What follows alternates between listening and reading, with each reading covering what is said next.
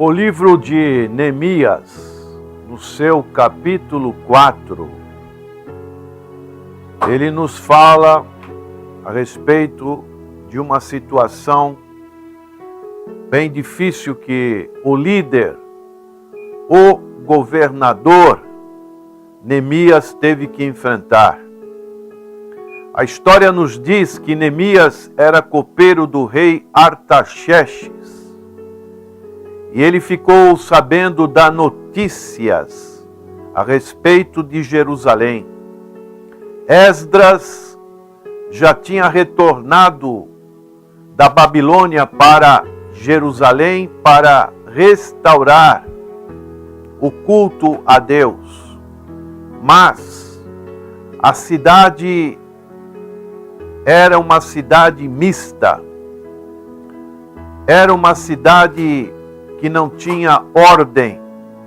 E Neemias, ele foi levantado por Deus num trabalho administrativo, mas que também tinha uma grande conotação espiritual. E dessa maneira ele foi compungido para retornar a Jerusalém e reconstruir os muros que estavam derrubados. E isto podemos fazer uma ligação para as nossas vidas do que Deus opera em muitas das vezes, que é o avivamento. O Senhor sempre, em muitas épocas, na história de Israel, na história do Novo Testamento e também na história da igreja, há mais de 2000 anos, o Senhor tem períodos nessa história que o Senhor promove um avivamento. Este capítulo 4 nos fala a respeito de como Deus agiu por intermédio de Neemias e dos outros judeus que estavam ajudando este grande líder. Para ter um avivamento, sempre vai haver obstáculos. O primeiro obstáculo é a oposição do mundo. O mundo, ele quer destruir as obras de Deus. Satanás quer destruir as obras de Deus. E essa oposição, ela é feita pela ira. Em primeiro lugar, diz o verso 1 do capítulo 4 de Neemias: tendo Sambalate ouvido que edificávamos o muro, ardeu em ira e se indignou muito e escarneceu dos judeus.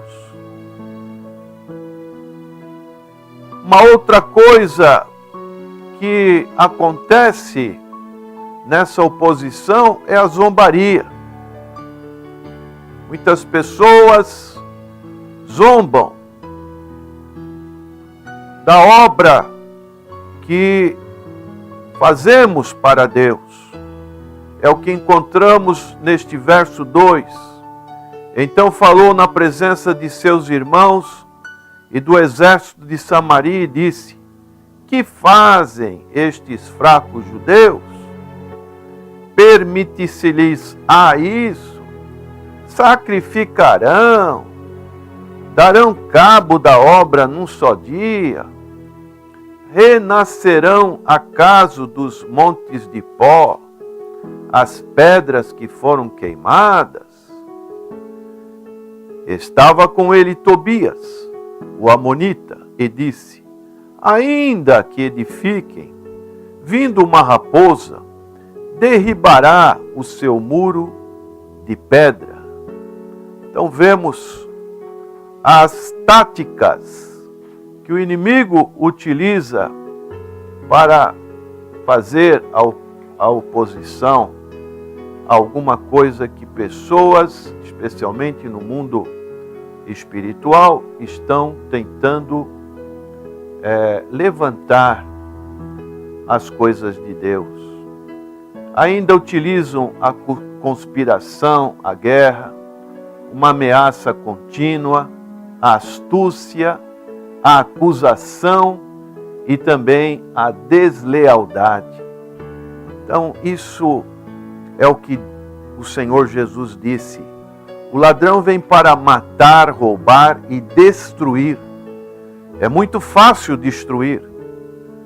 Quando uma casa vai fazer uma reforma, as pessoas, os pedreiros vêm, quebram o que tem que ser quebrado.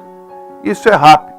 Agora, a reconstrução, ela é demorada. E assim também no mundo espiritual acontece isso. É muito difícil reconstruir, avivar. E dessa maneira, nesse trabalho que nós fazemos para Deus, nós temos 3 coisas importantes a ser feito. Nós precisamos trabalhar. Em primeiro lugar, foi isso que Neemias fez. O verso 4 diz a palavra: ouve, ó nosso Deus, pois estamos sendo desprezados. Cai o seu opróbrio sobre a cabeça deles e faze que sejam despojo numa terra de cativeiro. Não lhes encubras a iniquidade e não se risque de diante de ti o seu pecado, pois te provocaram a ira na presença dos que edificavam. A primeira coisa que Neemias teve que fazer foi dar ânimo ao povo. O verso 6 diz: assim edificamos o muro e todo o muro se fechou até a metade de sua altura. Por quê?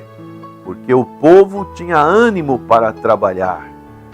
Não podemos fazer as coisas de Deus sem ânimo, sem disposição.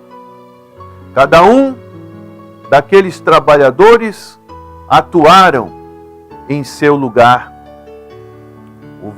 O verso 15 nos diz: e sucedeu que, ouvindo os nossos inimigos, que já o sabíamos, e que Deus tinha frustrado o desígnio deles, voltamos todos nós ao muro, cada um à sua obra. E eles trabalhavam dia e noite.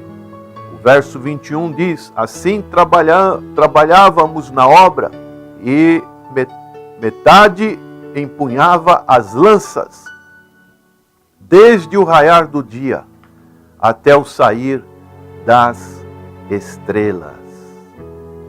Todos estavam unânimes, estavam preparados para este grande trabalho da reconstrução desses muros, que simboliza um avivamento por parte de Deus. Um outro aspecto importante é que eles oravam. Eles não só trabalhavam, mas oravam. Verso 4 diz: ouve, ó nosso Deus, pois estamos sendo desprezados. O verso 5: não lhes encubras a iniquidade. No verso 9, eles oravam: porém, nós oramos ao nosso Deus, e como proteção pusemos guarda contra eles de dia e de noite. O apóstolo Paulo fala em 1 Tessalonicenses 15:17, que nós devemos orar sem cessar. A oração é algo fundamental. É como o sangue que corre no nosso corpo, para que realmente possamos ter êxito no trabalho do Senhor. Nós precisamos trabalhar como se tudo dependesse de nós. mas também orar conscientes de que tudo depende da bênção de Deus. É Deus que realiza, através de nós, os seus feitos aqui na terra. E outra coisa importante é que nós precisamos vigiar. Porque quem está despertado, quem está consciente, não é pego de surpresa. Neemias colocou vigias contra os inimigos. Porém, nós oramos ao nosso Deus e, como proteção, usemos guardas contra eles, de dia e de noite. Então, são aqueles irmãos que nós sabemos que, além de estar trabalhando, além de estar orando, são irmãos que estão sempre como um atalaia, firmes, sabendo que o inimigo, ele sempre tem alguns dardos contra a igreja do Senhor. E assim, quando vigiamos, oramos, trabalhamos, o caminho da vitória é certa. O verso 20 diz: no lugar em que ouvirdes o som da trombeta, para ali acorrerei a ter conosco. O nosso Deus pelejará por nós. Louvado seja o nome do Senhor. O Senhor, Ele é o campeão. Ele é o general da vitória. Assim, podemos concluir dizendo: a vitória espiritual, ela vem por meio da confiança de que Deus luta por nós. Podemos ignorar os insultos daqueles que se opõem a nós e confiar que Deus nos dará a vitória. Por isso, prezado ouvinte, se você passa por lutas, e o verdadeiro cristão, ele sempre passa por lutas, saiba, ignora as críticas e os insultos daqueles que fazem oposição ao seu esforço em fazer a vontade de Deus. Confie na justiça e fidelidade de Deus. Saiba que todo ministério espiritual envolve guerra espiritual. Para isso, esteja preparado para a batalha e seja rápido em socorrer aqueles que estão sob ataque espiritual. A lealdade, isso também é muito importante quando uma igreja, quando alguém passa por uma luta espiritual, aqueles irmãos que são espirituais, eles sabem se posicionar. Eles procuram estar fazendo esse socorro àqueles que estão, como aconteceu aqui no caso de Neemias, todos estavam juntos com Neemias nesta grande obra. Que Deus possa nos abençoar e que venha o avivamento sobre a sua igreja. Senhor nosso Deus, assim como o Senhor tem levantado líderes para levar avante o teu evangelho, ó Deus, também suplicamos em nossos dias um avivamento para a tua igreja, para que os sacrifícios espirituais que oferecemos seja algo agradável ao Senhor e que haja muita salvação no meio do teu povo. É a nossa oração, em nome do Senhor Jesus. Amém.